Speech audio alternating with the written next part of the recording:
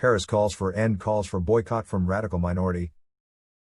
Paris, France called on Sunday the governments of the countries concerned to stop calls for boycott of French products and to demonstrate from a radical minority, also asking them to ensure the safety of French people living on their soil. These boycott calls, along with protests, were launched across the Muslim world after President Emmanuel Macron's recent comments on Islam. The boycott calls are pointless and must cease immediately, as well as all the attacks directed against our country, instrumentalized by a radical minority, the Foreign Ministry said in a statement. The ministry deplored that in several countries of the Middle East developed, in recent days, calls to boycott French products, especially agrifood, as well as more generally calls to demonstrate against France, in terms sometimes hateful, relayed on social networks.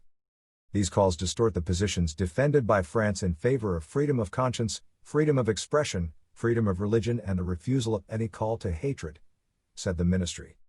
For Paris, moreover, these movements instrumentalize for political ends the remarks made by President Emmanuel Macron on October 2, during the presentation of a bill on Islamist separatism, and last week, during the presentation of a bill on Islamist separatism, the national tribute to Professor Samuel Paty, assassinated on October 16 by an 18-year-old Russian Chechen Islamist.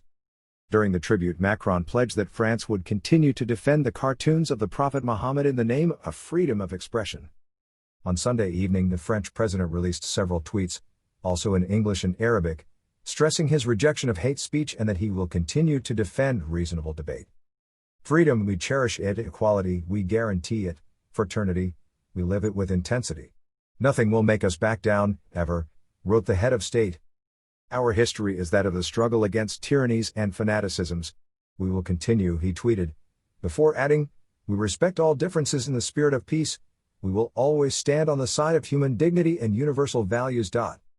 In its statement, the ministry clarified that the bill and the president's statements aim only to fight radical Islamism, and to do so with Muslims in France, who are an integral part of society, of the history and the French Republic.